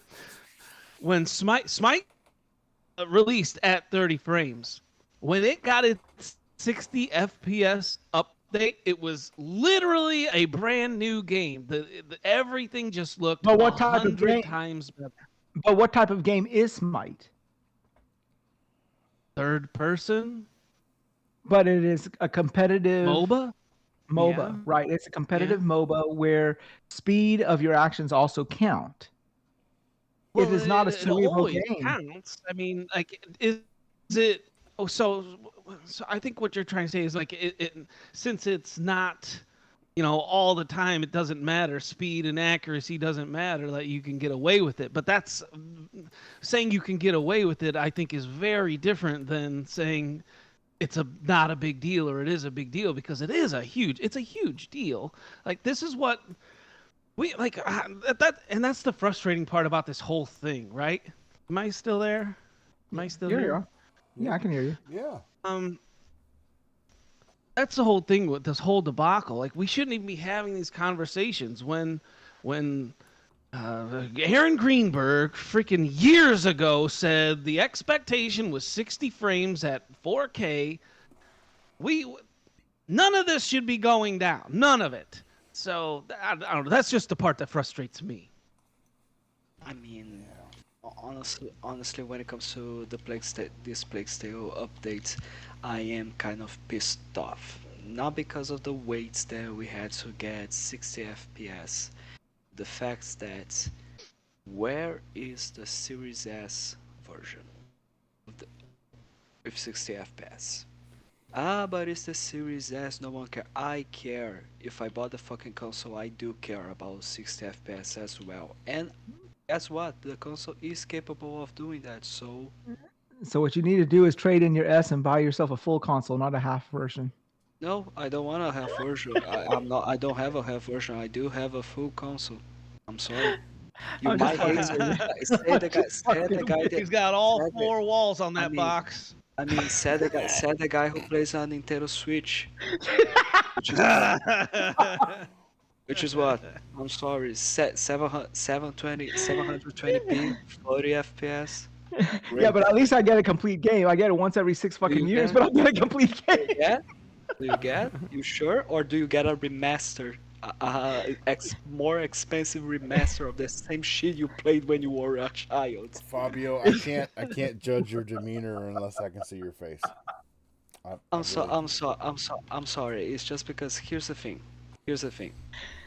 My main problem is the fact that why are developers ignoring the S when the S? Yeah, that's a great Ignoring that's the a great ass. Why are Never the- ignore the ass. Yeah, well, you yeah, sort of like, answered your why- own. You answered your own questions. They don't No, have an why anal are the fetish. developers? No, Yeah. why are the developers ignoring the Series S when The Series It is a S because they don't have an anal fetish like you do. So what can I say? Series ass. hey, it's come Hey, on. some people like the back, some people like the front. Well, it's Hey, funny vote- because you're vote saying for George. developers you- ignoring the S, and I find like when it comes to Xbox and marketing, that's all they're fucking doing is marketing the X or the Series S. You know, the X is getting no love from Microsoft. So why the fuck did they develop? What's the Like, point then? Most fans are always saying, "Why does the Series S exist?" And I'm starting to go, "Why does the X even exist?" Because Microsoft treats it like it's the fucking like it's the bad stepchild. Because all their fucking I saw a brand new Game Pass ad the other day, and they goes Game Pass. It goes together great or something, and all they do is like, they just show the Series S and Game Pass, and that was it. There was no mention of the X at all. You're right about that because in the past couple of months, I've seen that they've released all these limited edition consoles for different like vendors or whatever, movies, etc. And they're all the S variant, right? And they finally released the collector's edition console, the Diablo collector's edition console on the X, and it's the same fucking black box. It's the plain one, yeah, with the game packed in, yeah. Exactly. So this is gonna take us right into our next we topic. can't put any graphics on this box. This one's complicated. Right into our next topic. So, being an engineer like I am, and really knowing a lot about PC hardware and where we've come from in the last 30 years, what the fuck is going on with the Series X? Because I don't care what video card you had on a PC. If you had a video card that was almost 3 whole teraflops faster than another one, guess what? It played the game like it was almost 3 teraflops faster than the other one. What is going on with the Series X? We've beat the tools are not mature. We've beat that horse doesn't have any skin left on it. We've beat it so fucking much. So I'm not even going to go there. As far as Redfall goes, I can tell you right now, Redfall, what we're playing on the Xbox Series X, Red is a PC game that the Series X is just pulling off because of just pure muscle. That game Redfall isn't optimized at all for AMD hardware, which is kind of funny because that's what we've got on Xbox. It's kind of telling when you start the game up and you have on the developer load screens before you get to the main menu, you've got an NVIDIA logo, and you're like, I don't have that. Yeah. And even the controls were jacked up. You had to kill your latency, and it felt like a PC game that was stuck on console. We've not even playing like an actual optimized console version, and it feels that way with every game we play on the Series X. They should be knocking this shit out of the park with 12 teraflops. I know that the AMD hardware RDNA 2 is not really so FRS 2.0 and Fidelity FX is not really as readily adopted as DLSS and NVIDIA's other method on PC. It's not really that openly, but still, you've got consoles where that's the only option you have. So, I feel like there's not enough work being put in on consoles, and we're really seeing that on the Series X version. And I don't know why the Series X version can't perform as good as the PS5 version. When on paper, it's like, this doesn't make any sense. And I guess I know parity agreements and everything else, it still doesn't make any sense, because you can't sit there and tell me there was a parity agreement on Jedi Survivor. Well, you sort of answered your I know there question. wasn't. Well, no, you answered your question, right? So whenever they were talking about metrics for Game Pass, they were always talking about their biggest growth was in PC, right? Microsoft has all the numbers, correct? And this is me just tinfoil hatting here. And I'm thinking that they've seen the most year-over-year date growth in PC Game Pass over even Xbox Game Pass. Because for the Xbox Game Pass to grow, they first have to buy an Xbox, period. And people are like, well, give me a compelling game and I'll buy an Xbox. So PC Game Pass, it's $10. You get all the games that are on Xbox in addition to whatever games you have on Steam. So they see the growth. So they're like, okay, let's make this thing run on this PC Game Pass. At least if we get it out, because we have to get content in, let's make sure it runs fluidly on the PC. So they push that out. Then they say, okay, well, if we have to take it down from NVIDIA to AMD, which console are we going to optimize for first? Well, you've got PlayStation and Xbox almost with a 2-to-1, PlayStation with a 2-to-1 lead. So they have to pick a console. Guess which one they're going to do? They're going to do PlayStation. And then they're going to say, okay, well, Xbox sort of does run AMD as well because they're basically AMD chips. So let me go ahead and push it over here. And as you say, the Series X can brute force it and the Series S cannot. And I think that sort of answers your own question. So. Yeah, I still don't like the answer to the question, though. Well, I mean, so I'm still waiting to see what we waited around for full RDNA 2. I'm still waiting to see why we waited around for full RDNA 2. All right, well, the thing is, a Series X, it's a next-gen console. But with a next-gen console, you need a next-gen engine. And to be frankly honest, the only next-gen engine that exists in my mind is Unreal Engine 5. Yes. UE4 is last gen. We've been working that for a long time. All these other is Creation Engine 2. That's last gen. Those graphics aren't nothing. It doesn't have the tools. It doesn't have everything. UE5 has the tools, right? You can't just jump on a box, this amazing Xbox Series X, and you're not just given the tools, right? It's not like I'm a developer, I'm doing for the X. Oh, look at all these tools. No, that's not how it works. You got to have the engine first, and then you got to choose, and then it's like so. That's why Hellblade is going to be such a game changer. UE5. That's why Redfall was not a game changer. Not UE5. But then let me ask you, Fortnite just took a mirror update to go.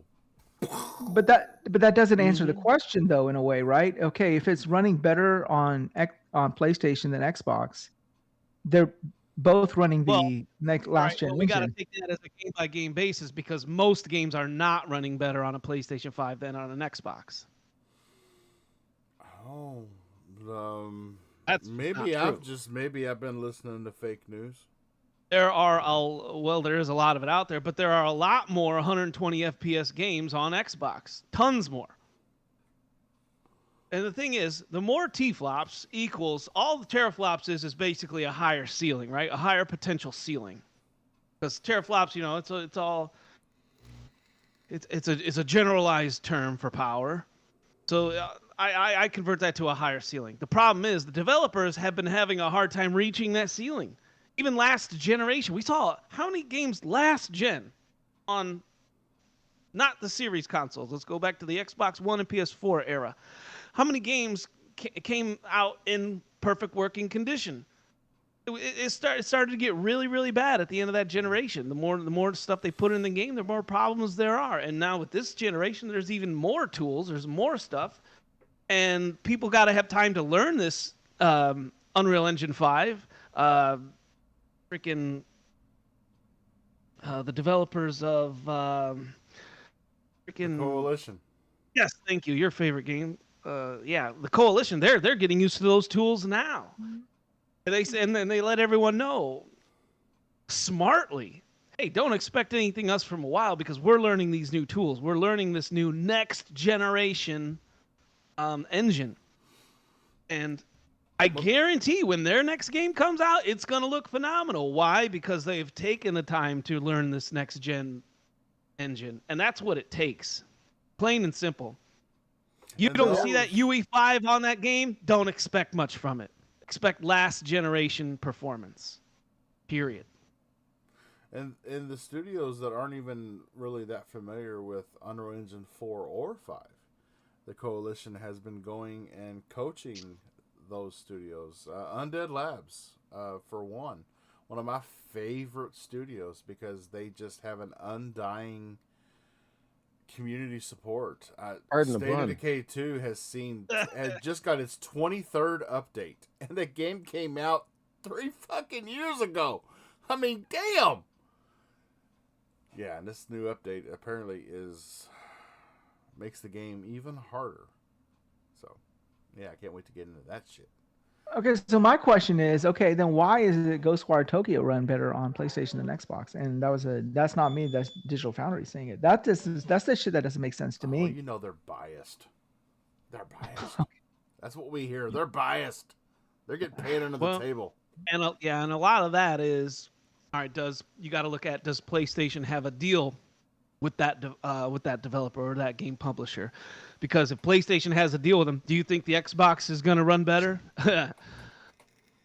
Please, with all the money heading and the schemes that PlayStation does, please, I guarantee it's in their contract. You know, they got marketing rights, they're getting the better version. That's just the way it is.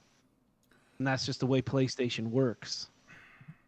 So, I think back to the very first Xbox. The very first Xbox had NVIDIA graphics. But the very first Xbox did not use an APU. NVIDIA doesn't make an APU. I would be like, all right, you know what? Let's just go to the top of the mountain and the very next Xbox that comes out, NVIDIA graphics. All of it. Just give us all of it. Give us your RT cores. Give us your DLSS. Let's just pack a punch. And then I'm like, yeah, but they don't make an APU, so that's going to be a separate processor and a separate GPU, and that's going to be a really expensive console. And aren't they assholes to work with anyways?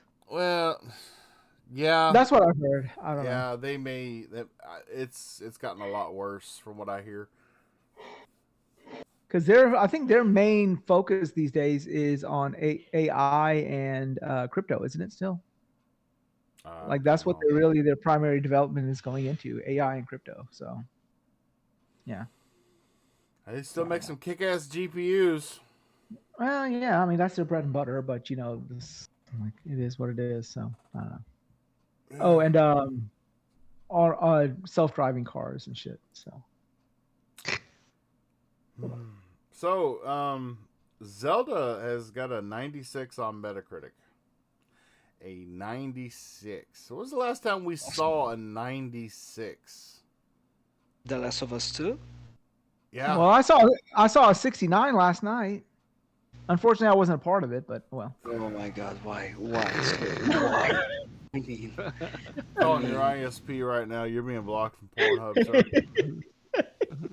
Yep. I mean, it was close. If you just rearrange the numbers.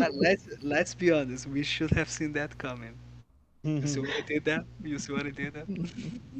I mean, I'm thinking about Tears of the Kingdom. I think about downloading it on my Switch tonight, and y'all might see gameplay from that next week.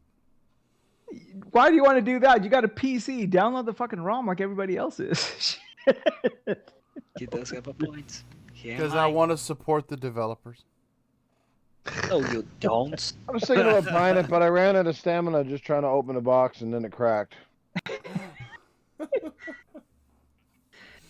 No, I mean, let's put it this way. I think the game, the game is getting garnered reviews because, as I said, they spent 11 years on one game. If you spend 11 years on a game, and if it's your if it's your primary developer, then obviously it's going to be good. So it doesn't really surprise anyone. Plus, of course, just like there's a PlayStation bias with the media, there's also a Nintendo bias, and we cannot say there isn't, because if you say anything bad about Nintendo will shut you down with the quickness. I mean, there are people to this day, they're like Nintendo YouTubers. That's all they do is fucking Nintendo YouTube, okay? And they didn't get copies of Tears of the Kingdom, whereas they were showing people who had early review copies. There's this website called Stevior or something like that. Some kid named Stevior made a website, and he got a fucking review copy. But like RGT85, who's a Nintendo YouTuber, he didn't get a copy. So yeah, there is that bias that, hey, if we score this a little bit too low, you know, the Nintendo ninjas are going to be knocking on my door and saying, you know, no soup for you, you know.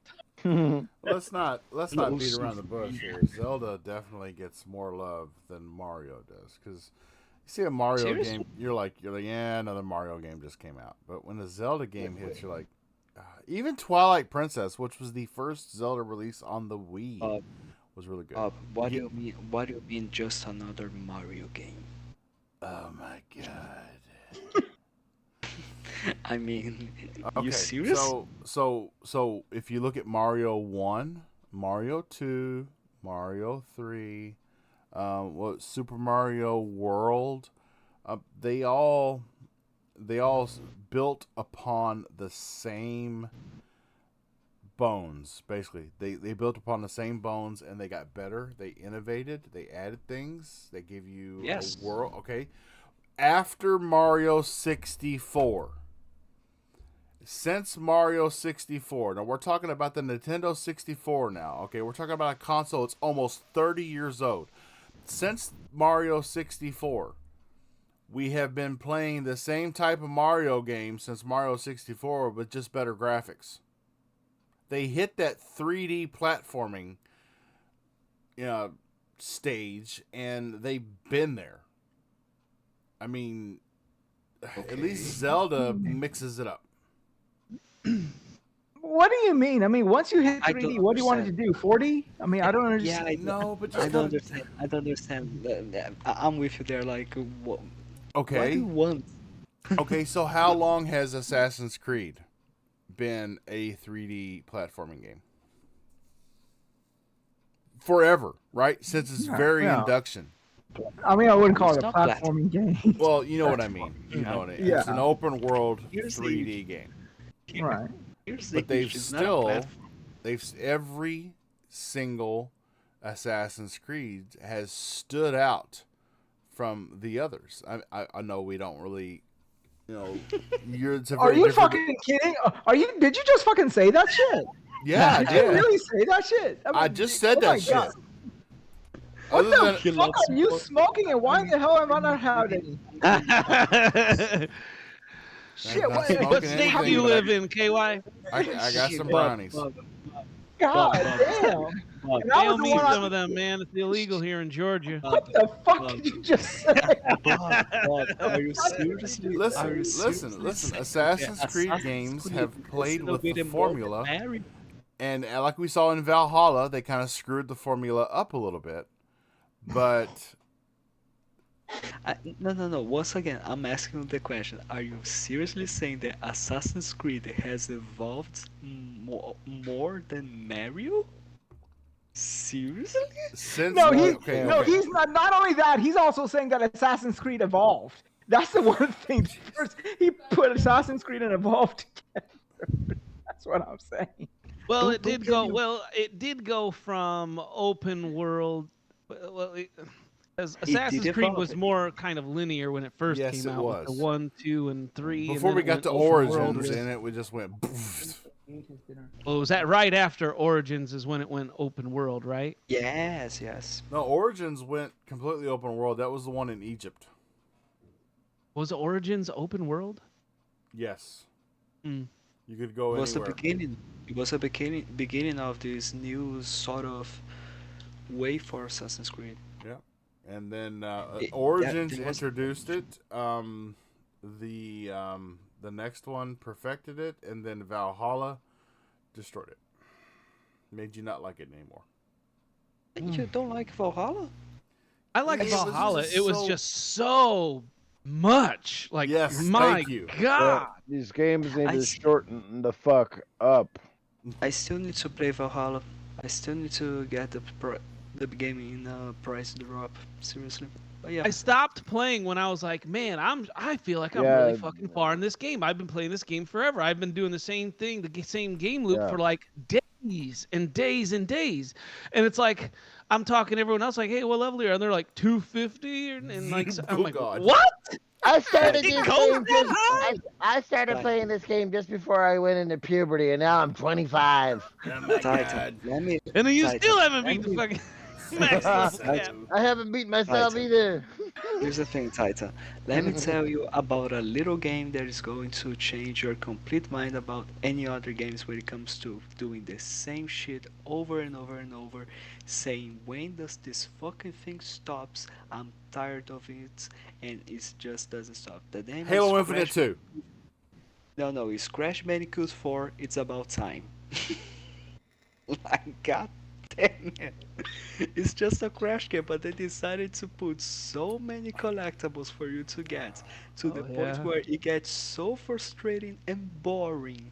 They're Yeah. like, it's one of the worst games ever for So- you to complete. When Yeah, it it comes starts. to- It's like someone telling you got to go out and find all the fucking chicken eggs, the white chicken eggs, in like about 10 feet of snow. You know what I mean?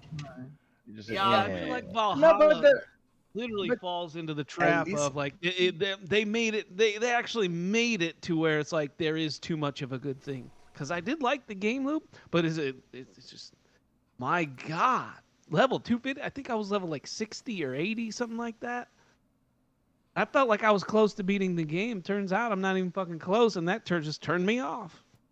what got boring for me for Valhalla was like when you sort of scanned everything and you saw all the points of interest sort of pop up, you know? That's the stuff that bothered me. It's like when I go into an open world, I want to explore. Okay. I just want to go be left alone and sort of find things in nooks and crannies and whatever. With Valhalla, and this was also the same with its predecessor, Odyssey, you sort of knew what the points of interest were, and you're like, yeah, I know. In this cliff right here, there's going to be a cave, or some side event, or this thing is going to be here, or this thing is going to be here. So you're like, okay, I sort of know it, so I'm not really interested in going there. Does that make sense? Whereas, Thing like, is, Odyssey was perfect. I felt like Odyssey was the perfect blend of a good Yeah. loop and just enough. And I think what helped Odyssey was the fact that it was mythological creatures too yeah, that you would go and kill. I think that adds a lot to the gameplay. It adds a lot of meaning to the game. Whereas in Valhalla, you're just killing these whatever. Brute soldier, super brute. Like, all right, they just keep getting stronger and stronger, but they're not like gods or goddesses or fucking like, mythological creatures, man. That shit's cool. Fucking killing the millionth umpteen fucking like there wasn't even that many fucking people alive back then. That's how many motherfuckers I've killed in that game. I would have wiped out the whole entire fucking civilization. Damn. You see, were you playing in China? God damn it. but you're talking about Mario not evolving. I don't think you understand the design concept a little bit differently. I see it like Mario has always been Nintendo's most approachable franchise. Anyone from somebody who's 5 to 80 can come in and play it. And Mario's is, okay, go left to right, get to the end of this circuit of things and do a bunch of platforming, jump on a mushroom, right? That's about it. Which was before Mario 64. When Mario Right. 64 started, you had the hub world, which Right. was the castle. And Mario Galaxy, you had the hub world, which was the space station. Right. And it's just one hub world I mean, it's the same concept every It's a- time. Make that's a the Mario game that plays like Zelda. Holy shit. They won't do that because Zelda from day one was go anywhere the fuck you want to go and do whatever you want to do. Like if you when you opened up the first game, you saw a cave in the upper left-hand corner, but you didn't have to go there. I mean, you could literally go right and get your ass handed to you by a bunch of Octoroks, you know? So, I mean, I think that's what Nintendo is trying to do. It's trying to preserve the DNA, if you will. Mario, you go left to right and get a flag or whatever. And Zelda is more free roaming. So I think they're now, sort of realizing their design philosophy for both games.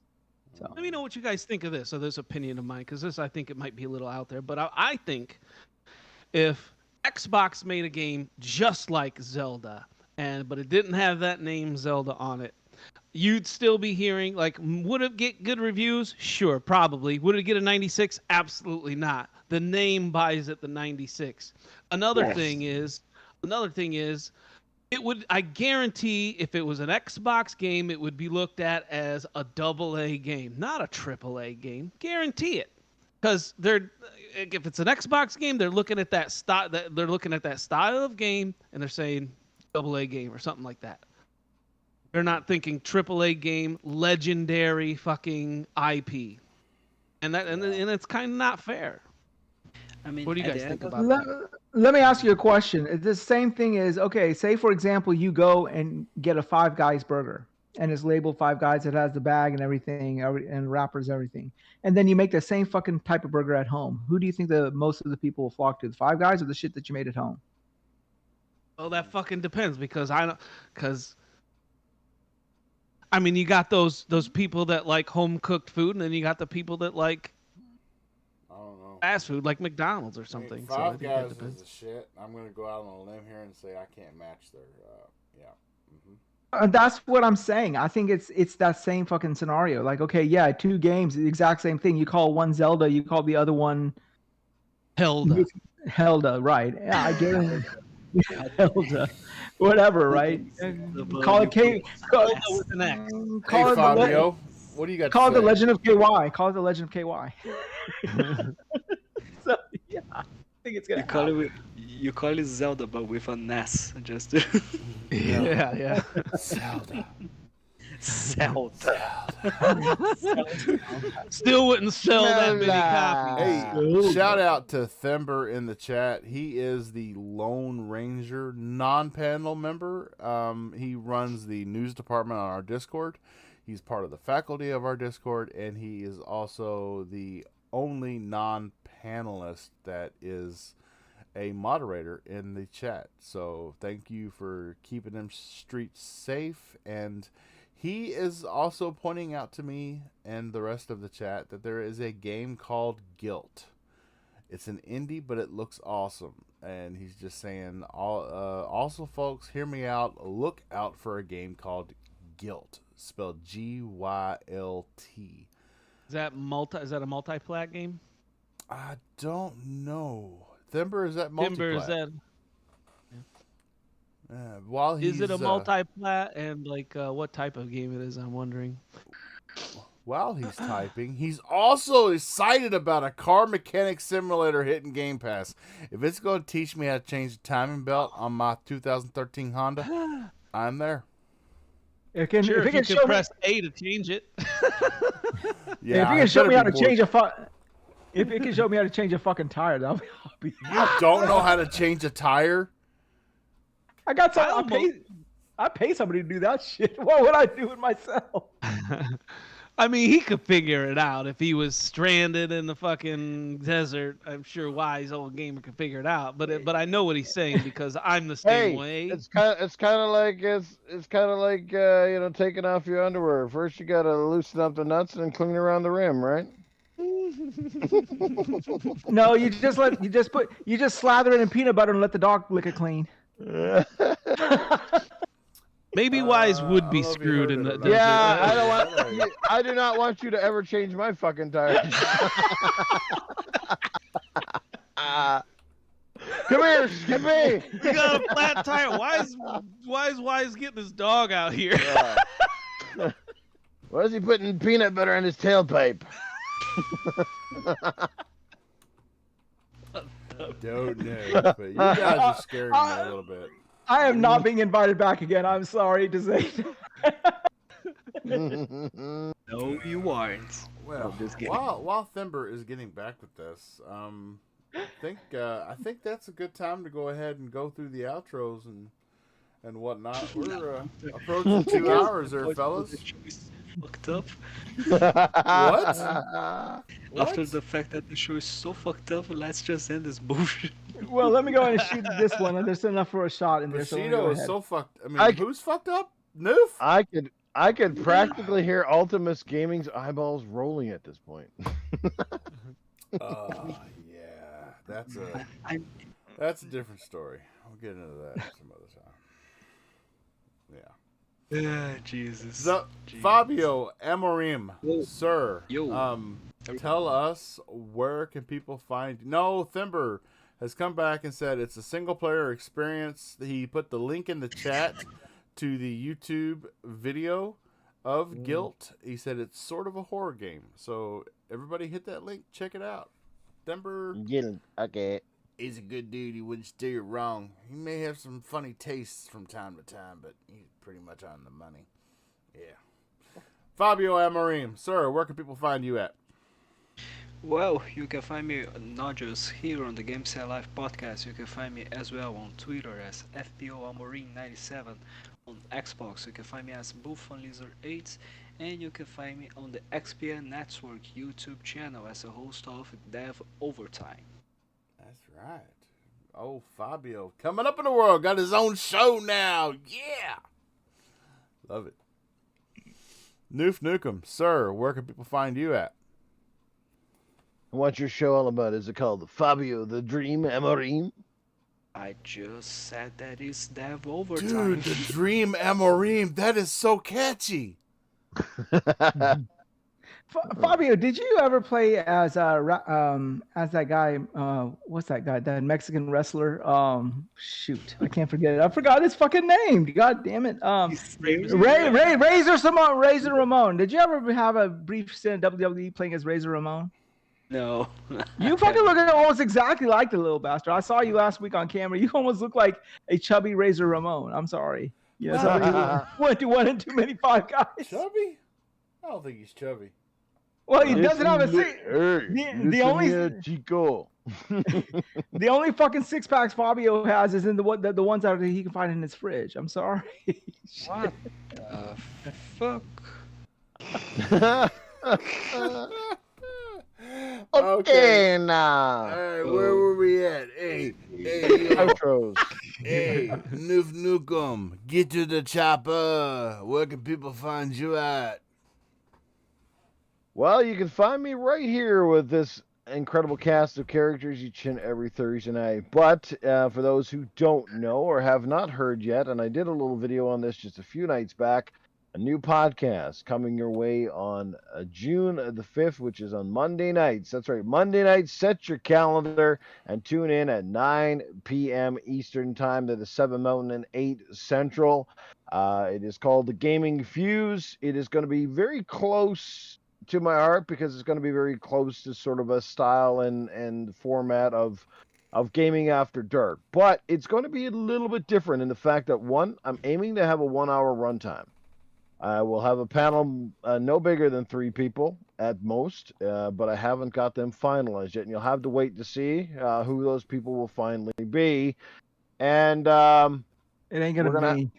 And we're gonna have 5 minute like talking segments. So basically, nobody's gonna ramble for 15 minutes or something like that. You're gonna have a countdown timer, so you get your shit said, get it done, and out the door. I'm gonna blow the buzzer, and we're gonna move. It's gonna be good. And I got some bringing back some old personalities, and we definitely got a new one that is very different, and it's going to be quite hilarious. So can't wait to see all you guys there on Monday, June 5th. I'll be there with cowbells on. That's right. Yeah. I can't wait to see it. Mr. Titan Drago, sir, it has been a pleasure. First time ever interacting with you, sir. Had a great time with you on the show. Loved your insight. Tell the ladies and gentlemen at home where they can find you. I mean, you can find me all over the place, spinning in the comment. back to Sense. Okay, I do it on Twitter. I do it on Xbox, and yeah, I do it from time to time. I get invites here and there, but things are finally starting to slow down for me. Coming to the end of the school year. Ain't that right, Wize? Or yes, you guys sir. already done? Yes, sir. No, Got a finals couple are weeks next to go? week. No, we got Alrighty. finals next week. We're done.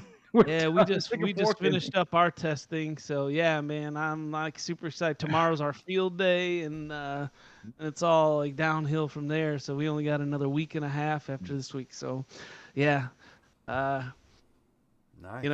trying to Well, teach hey- these people, trying to teach them how to learn,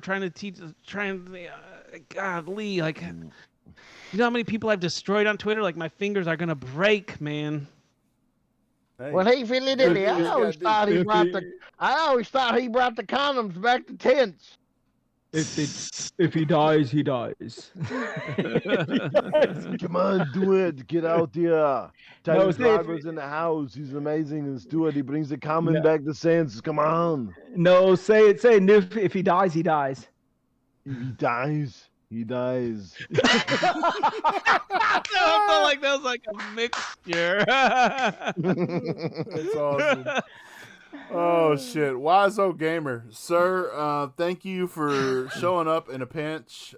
We hope Mr. Bushido, his side effects from his new medication aren't too bad, and that he gets over it quickly. Thanks again for coming in last minute. And where can people find you? I'm waiting for my fucking permanent panel invite, but that shit ain't gonna happen until I get you a bottle of Pappy. So shit, I'm working on that shit. Okay. So anyhow, yeah, I am the wise old gamer, the man who brings the icky back in sticky. So you can find me wise old gamer. Icky back. There's a great tagline. This shit up. God. You can find me wise old gamer with a C. Hey, there's some bitch impostering me with an S. I'm like, what the fuck? How pathetic is your life? I'm a goddamn high school math teacher. What the hell are you doing with your life?